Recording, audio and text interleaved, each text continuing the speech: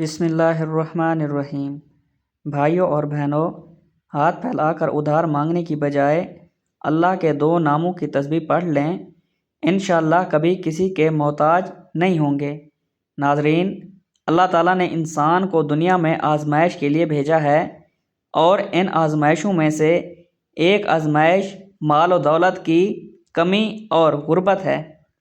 لیکن اسلام نے نہ صرف اس مسئلے کی حقیقت کو بیان کیا ہے، بلکہ اسے بچنے اور نجات پانے کے لیے بھی واضح اور مؤثر رہنمائی فرمائی ہے۔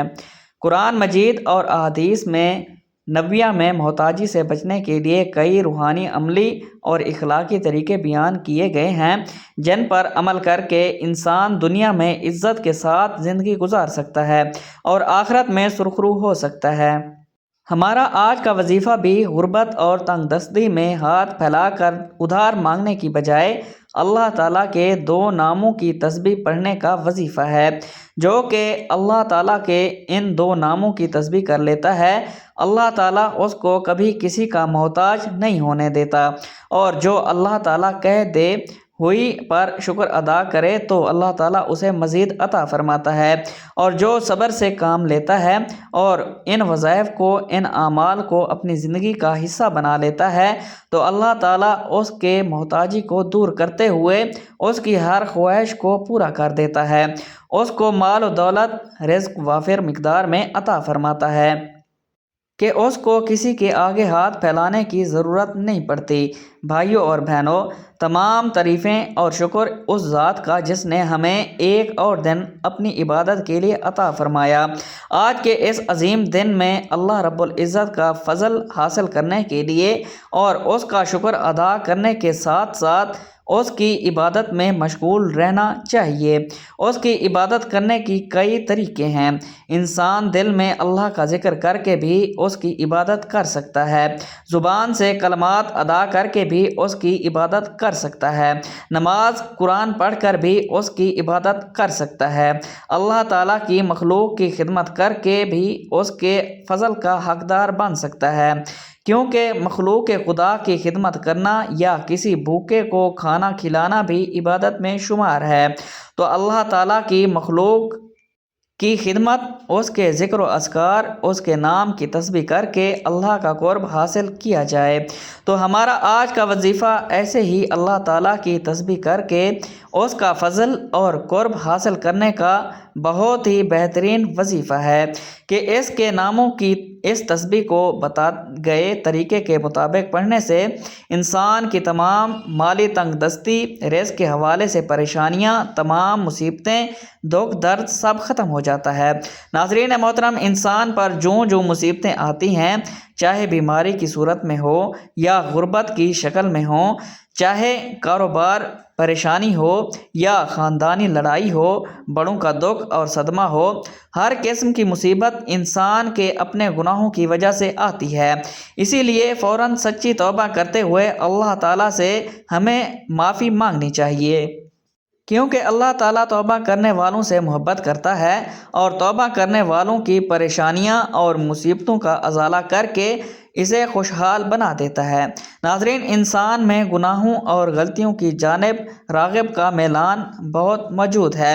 انسان کو نفس گناہوں میں مبتلا کرنے کی کوشش کرتا رہتا ہے۔ جس میں سلیم الفطر انسان کسی گناہ یا غلط کام کا ارتکاب کرتا ہے تو وہ یہ جان رہا ہوتا ہے کہ وہ غلط کام یا ظلم، وہ زیادتی کر رہا ہے، وہ رسول اللہ صلی اللہ علیہ وآلہ وسلم کے طریقے کی مخالفت کر رہا ہے اور اللہ کے فرامین سے بغاوت کر کے اس کے قہر اور غضب کو دعوت دے رہا ہے۔ یوں وہ اپنی دنیا اور آخرت دونوں کو تباہ و برباد کر دیتا ہے، لیکن اس کے ساتھ شیطان کے وار، خواہشات کا غلبہ، گناہوں کی عارضی لذت، دنیا کی چکا چوند، چھوٹی اور کھوکھلی عزت کا نشہ اس کو گناہ کے ارتکاب کے طرف لے جاتا ہے۔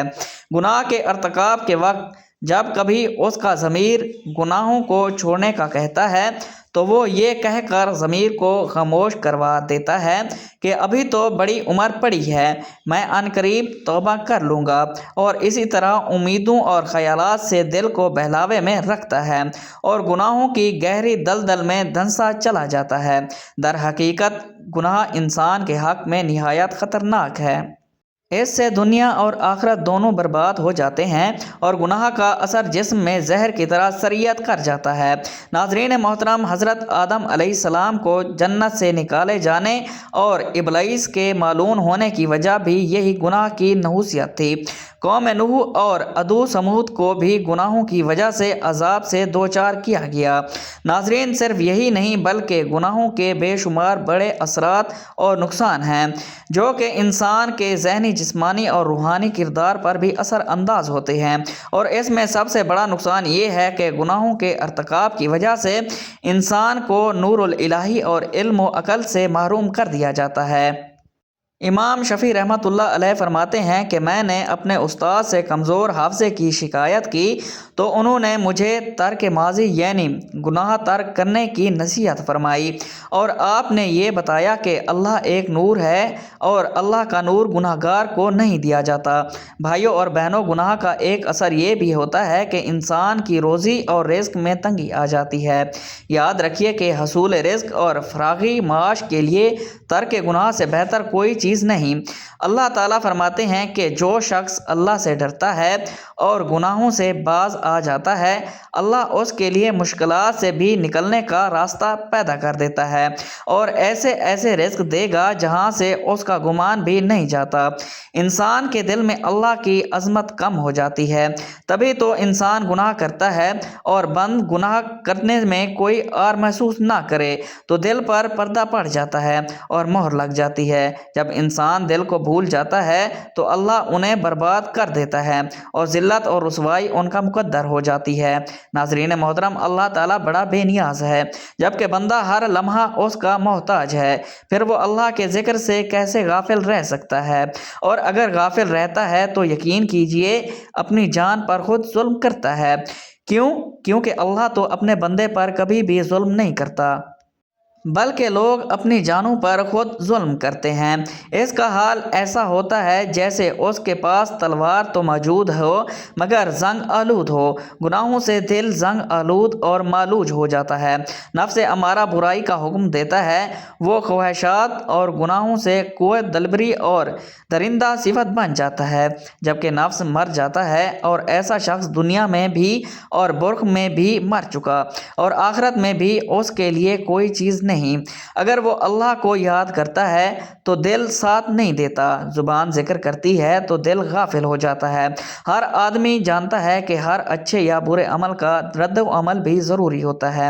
دنیا میں پیش آنے والے حالات پر سب سے زیادہ اثر انداز ہونے والی چیز انسان کے اچھے یا برے اعمال ہی ہیں، جن کا براہ راست تعلق اللہ تعالیٰ کی خوشنودی اور ناراضگی سے ہے۔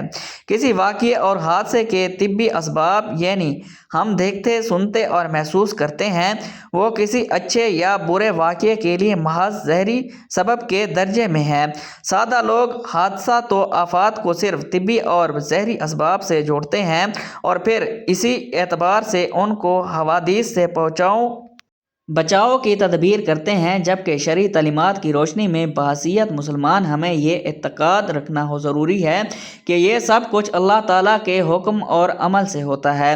انسان کا عقل اور حواس خمسہ کے ذریعے ادرک کرنے سے ہم قاصر ہیں، وہی الہی اور انبیاء علیہ السلام کے ذریعے اللہ تعالیٰ نے جزا اور سزا کا جو نظام ہمیں سمجھایا ہے وہ ہمیں غیبی نظام کے بارے میں آگاہ کرتا ہے۔ وہ یہ کہ کسی بھی واقعے اور حادثے کا اصل اور حقیقی سبب اللہ تعالیٰ کی رضا یا ناراضگی ہے۔ اللہ تعالیٰ نے حالات کو ہوا اچھے ہوں یا برے انسان کے اعمال سے جوڑا اور وابستہ فرمایا ہے، چنانچہ انسان کے نیک اور برے اعمال کی نوعیت کے اعتبار سے احوال مرتب ہوتے ہیں۔ صحبت اور مرض، نفع اور نقصان، کامیابی اور ناکامی، خوشی اور غمی، بارش اور خشک سالی، مہنگائی، امراض، زلزلہ، طوفان، سیلاب وغیرہ۔ ناظرین محترم، یہ سب ہماری ہی بد عملیوں کا نتیجہ ہوتا ہے۔ ان سب احوال کے ظاہری اسباب چاہے کچھ بھی ہوں، مگر حقیقی اسباب ہماری نیک اور بدعمالی ہی ہوتی ہے۔ ناظرین، اسی طرح کے خوفناک واقعات انفرادی ہوں یا اجتماعی، دراصل اللہ تعالیٰ کی طرف سے الارم اور گھنٹی ہوتے ہیں تاکہ انسان اپنے اعمال کا محاسبہ کرے اور کوئی اس کی غفلت دل کو دینے میں کامیاب ہو جائے۔ جب بھی میں کہتا ہوں کہ اللہ تعالیٰ ہمارا حال دیکھ اور حکم ہوتا ہے اپنے نامہ اعمال دیکھ، دنیا میں پیش اچھے برے واقعات سے حاصل ہونے والا انسانی تجربہ بھی اسی پر شاید ہے کہ ہمارے سارے لوگ اور قوموں پر اللہ تعالیٰ کی نافرمانی کی وجہ سے دنیا میں ہی مختلف قسم کے عذاب آئے۔ مثلاً کوئی مسخ کر دیا گیا، کوئی زمین میں دنسا دیا گیا، کوئی دریا میں غرق کیا گیا، کوئی طوفان کی نذر ہوا، اور انتباہ شدہ عوام کی بستیوں کے کھنڈرات آج بھی اس حقیقت پر مبنی ہیں۔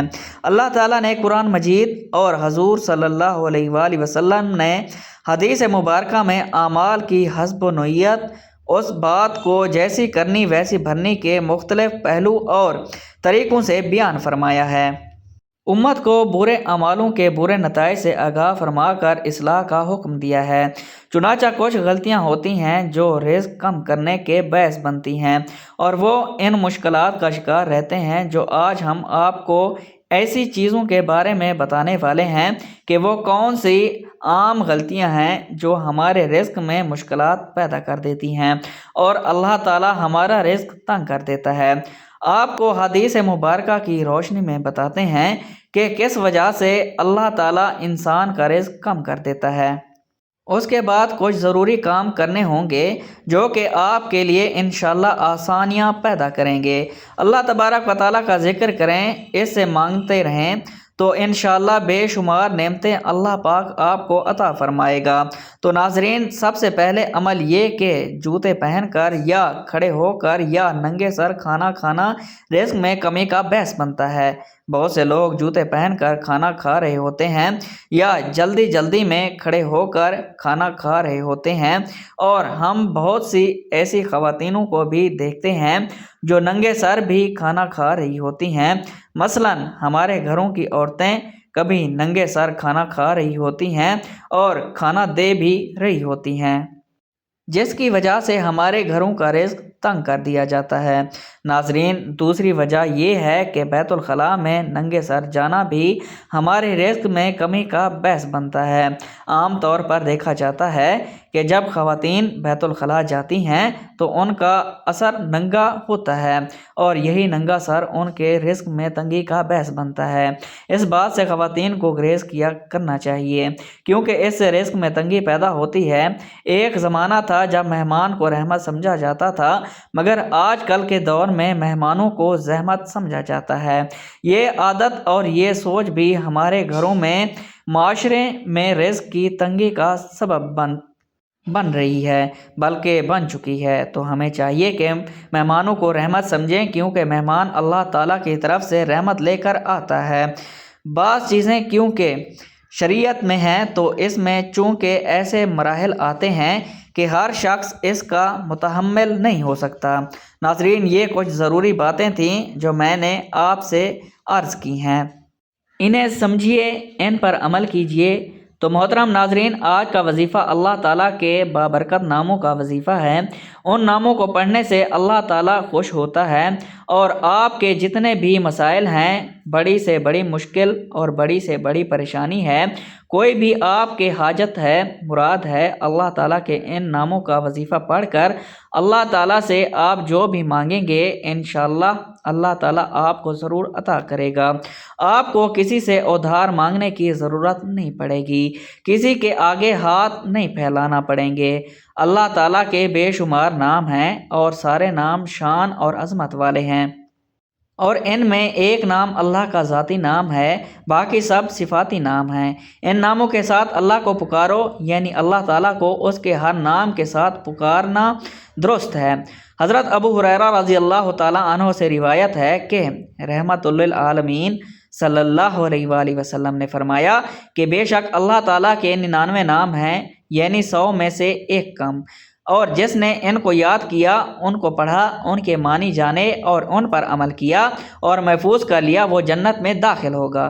بلا شبہ اللہ رب العزت کی عبادت اور معرفت کا جذبہ اور حوصلہ انسانی فطرت اور طبیعت کا خاص طور پر حصہ ہے، اور یہی وجہ ہے کہ اس دنیا کے انسان نے اپنے خالق اور حقیقی مالک کے وجود کو دیکھا تو نہیں ہے، لیکن اس کے باوجود جب کبھی اس کی زندگی میں کوئی خوشگوار واقعہ پیش آتا ہے تو عموماً انسان میں سجدہ شکر مچلنے لگتا ہے اور جی چاہتا ہے کہ اس ان دیکھی غیبی ہستی کا شکر ادا کریں۔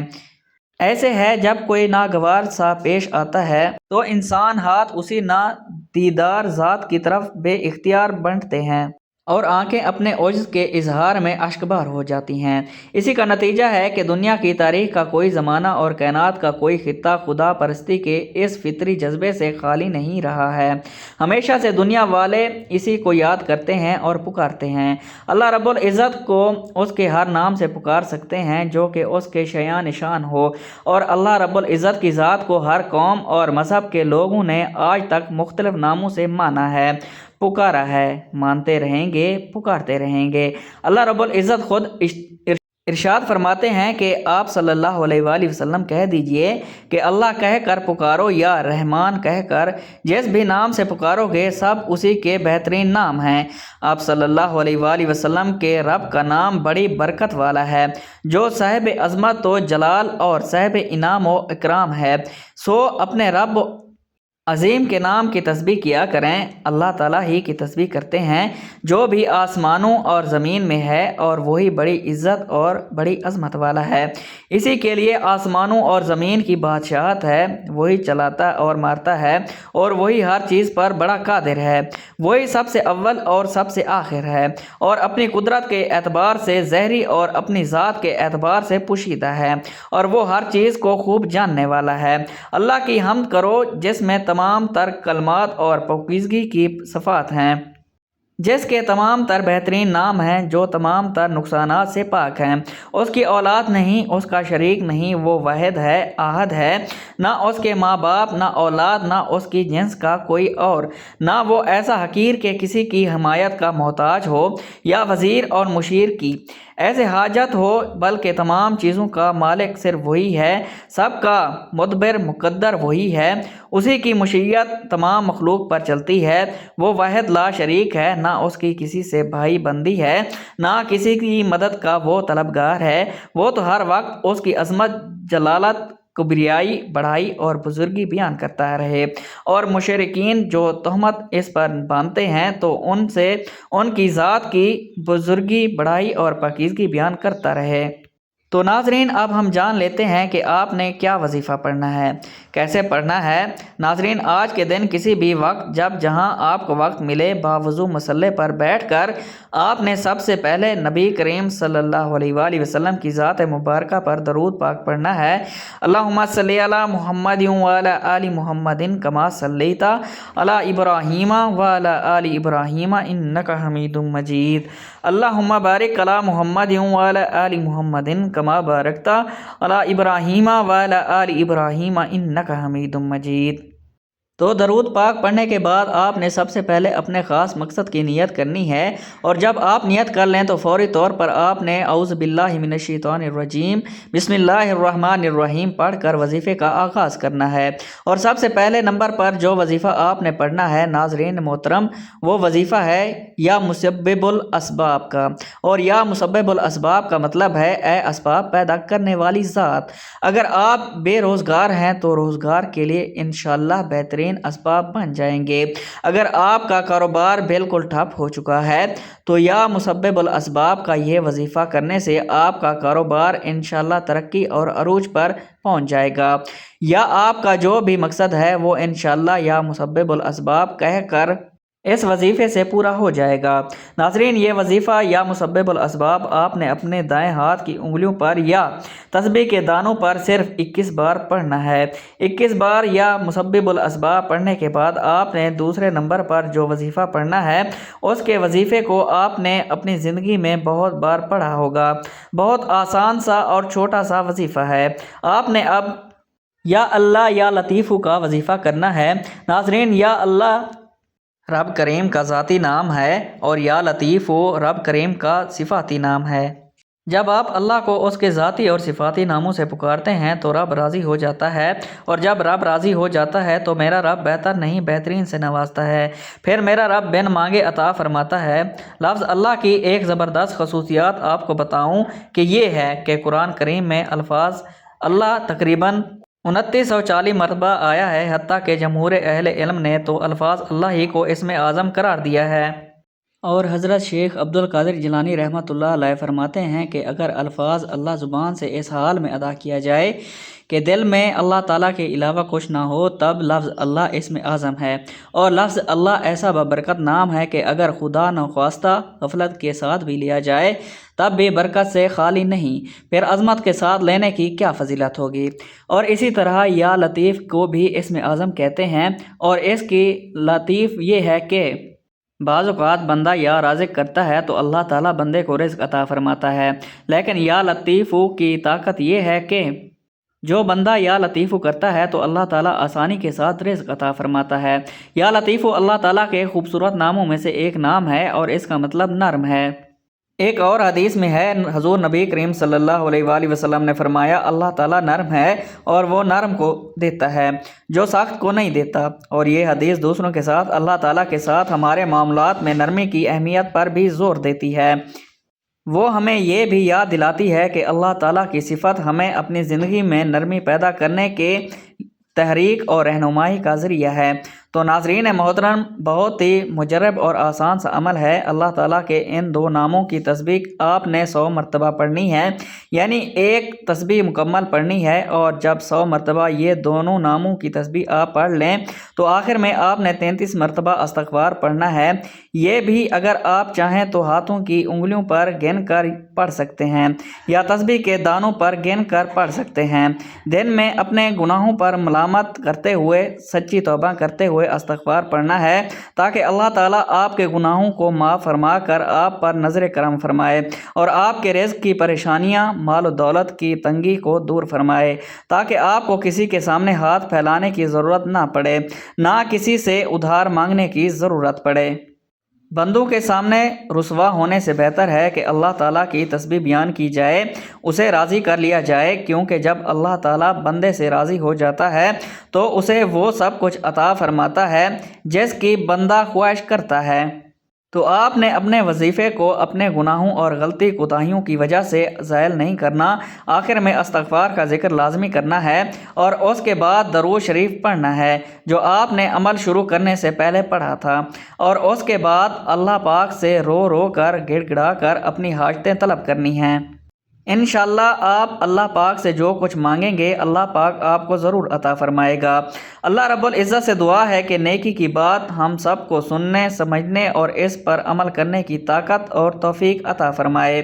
میرا سنانا اور آپ کا سننا اپنی بارگاہ میں قبول و منظور فرمائے، آمین یا رب العالمین۔ اور بھائیوں اور بہنوں، آخر میں آپ سے گزارش ہے کہ اللہ تعالیٰ کے 99 ناموں میں سے اس کا ایک انتہائی خوبصورت نام یا لطیف کمنٹ باکس میں ضرور لکھتے جائیے گا۔ اللہ تعالیٰ آپ سب کا حامی و ناصر ہو، آمین یا رب العالمین۔